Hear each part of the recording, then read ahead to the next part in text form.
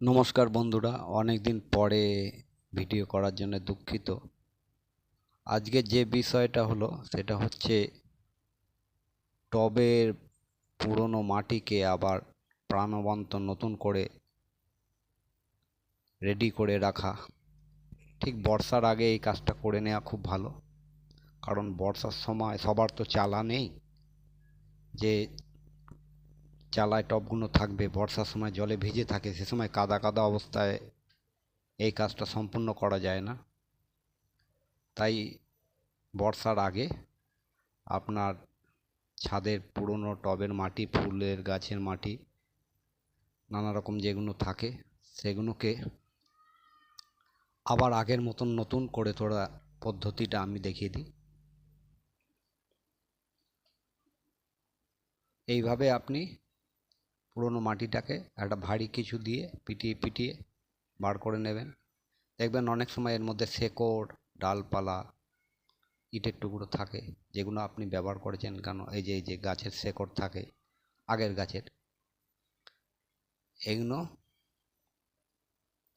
পারলে মাটিটাকে আগে একটু শুকিয়ে নেবেন, মানে টব টব সমেত শুকিয়ে নেবেন। তাহলে মাটিটা খুব সুন্দরভাবে বেরিয়েও আসে আর মিক্সিং করতেও সুবিধা হয়। এইবার একটা ভারী কিছু দিয়ে পিটিয়ে পিটিয়ে একটু গুঁড়ো করে নেবেন। অনেকে আগে চেলে নেয়, আগে চালবেন না, কারণটা আমি বলে দিচ্ছি বা দেখিয়ে দেবো কারণটা পরে চালার উপকারিতা। আমি কি কি মিশাচ্ছি প্রথমে দেখুন। এখানে মোটামুটি 1 বস্তা মতন মাটি আছে, এই হিসাবটাই দেখাচ্ছি। 1 বস্তা মাটির ক্ষেত্রে আমি খাবার চুন, পানে আমরা যেসব চুন খাই সেই চুন মোটামুটি 50 গ্রাম মতন চুন এর সঙ্গে মিশিয়ে নেব। চুনে জানেন ক্যালসিয়ামও আছে এবং ব্যাকটেরিয়া নাশক, জীবাণুনাশক, পোকামাকড়ও ক্ষতি করে। হালকা করে মিশিয়ে নিলাম।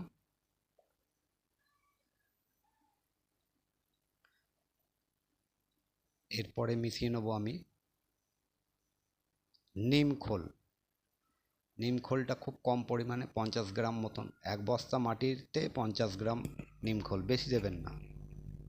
নিম খোল যেমনি ভালো তেমনি খারাপ। নিম খোল মিশিয়ে নেব। এও পোকামাকড়ের কাজ করে, সারের হিসাবে কাজ করে। এরপর আমি নিব পুরনো গোবর সার। পুরনো গোবর সার কীভাবে সারে পরিণত করবেন সেই ভিডিও আমি ছাড়ব কিছুদিনের মধ্যেই, সেটা আপনারা দেখে নেবেন কীভাবে পুরনো গোবর সারকে আরও উন্নত মানের করা যায়। এই পুরনো সার মোটামুটি বস্তা 1 বস্তা মাটির সঙ্গে প্রায় 30% মতন পুরনো গোবর সার আমি মিশিয়ে নেব। গোবর সারটা অবশ্যই 1 বছরের বেশি পুরনো হতে হবে। যারা গোবর সার পাবেন না তারা ভার্মি কম্পোস্ট ব্যবহার করতে পারেন, অসুবিধা নেই। ভার্মি কম্পোস্টও বাজারে পাওয়া যায়, কিন্তু গোবর সারটা একটু গ্রামের দিকেই পাওয়া যায়, সবাই জোগাড় করতেও পারে না। এটাকেও আমি হালকা করে মিশিয়ে নিলাম। মেন মিক্সিংটা পরে করব, সেটা আমি দেখিয়ে দেবো। অনেকে একসঙ্গে একটা সারের ওপর আর একটা সার দিয়ে দেয়, কারণ সারের একটা রাসায়নিক বিক্রিয়া হয়, অনেক সময় টেম্পারেচার তৈরি হয়, সেই জন্য আমি একটু মিশিয়ে নিই হালকা করে, মাটির ভাগটা পেয়ে যায়।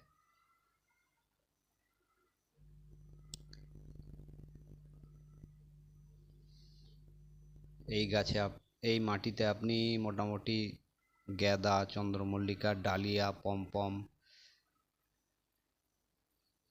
ক্যালেন্ডুলা, পিটুনিয়া সব ধরনের গাছ খুব ভালোভাবে হবে।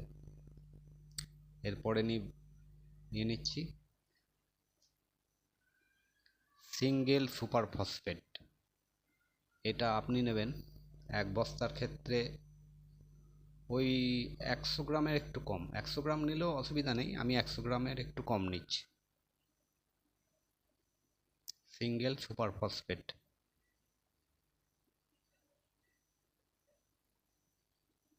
60-70 গ্রাম মতন নিয়ে নিলাম।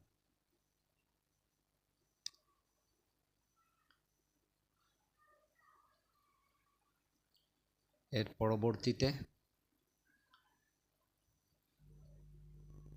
নেব স্যাপ পাউডার।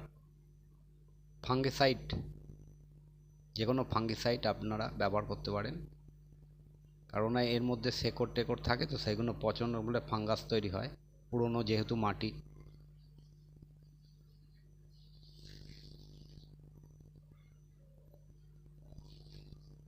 তবে এই মাটিটা অনেক দিন পড়ে থাকবে, ধরুন বর্ষার আগে তৈরি করলে 2 মাস 1.5 মাস পড়ে থাকবে, তারপর ব্যবহার করবেন। ফাঙ্গিসাইড, ফাঙ্গাস লাগতে পারে। এরপরে আমি মিশিয়ে নেব ডিএপি দানা। ডিএপি দানা মোটামুটি 100 গ্রাম মতন নিয়ে নেবেন। আমার কাছে একটু কম আছে, 100 গ্রাম ঠিক আছে।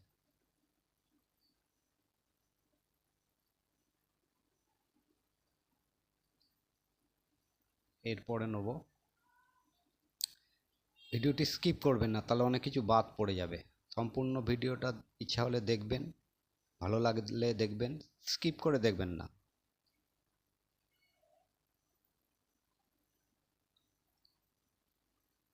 এরপর নিয়ে নেব সুফলা। সুফলা 15-15 এমপিকে 15-15-15। এটা আমি নিয়ে নেব প্রায় 200 গ্রাম মতো। সুন্দরভাবে ছড়িয়ে দেন, দেখে নেন এটা এমপিকে 15-15-15।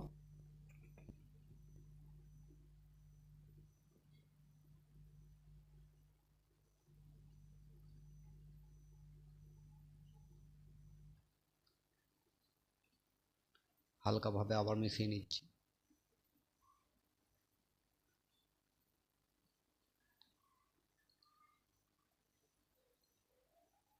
এরপর নিয়ে নেব পটাশ, লাল পটাশ।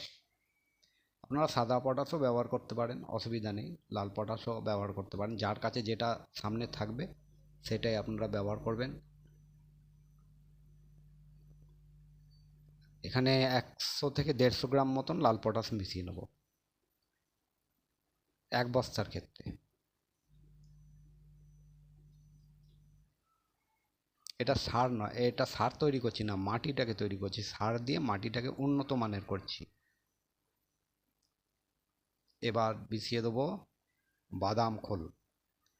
আপনারা সর্ষের খোলও দিতে পারেন। সর্ষের খোল ব্যবহার আমরা কম করি, কারণ হচ্ছে সর্ষের খোল মাটিতে মিশিয়ে রাখলে অনেক সময় ব্যাকটেরিয়া বা ছত্রাক বা এই ধরনের প্রবণতাটা বেড়ে যায়। বাদাম খোলটা অতটা হয় না।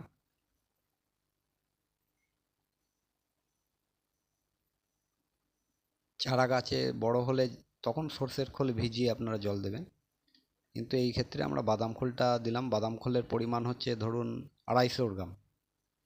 এইবার কোদাল দিয়ে একদম সুন্দর করে মাটিটাকে 3 বার 4 বার, তার বেশি, অল্প অল্প অল্প অল্প করে কেটে কেটে কেটে কেটে কেটে মিশ্রণটাকে তৈরি করে নেবে।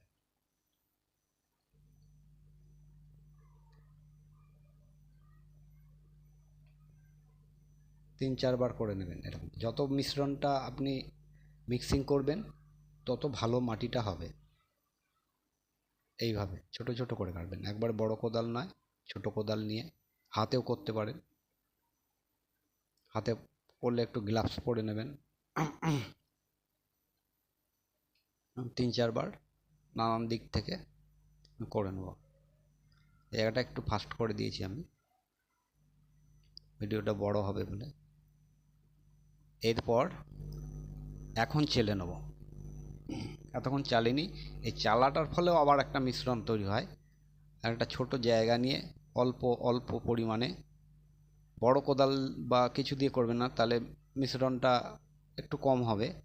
অল্প অল্প করে তুলে নিয়ে মিশ্রণ ছাঁকলে কী হবে, এটাও আর একবার মিশ্রিত হবে, এটাও ভালো মিক্সিং হবে বা সারটা মিশে যাবে। এমনভাবে সুন্দরভাবে একটা মোটা চালনি দিয়ে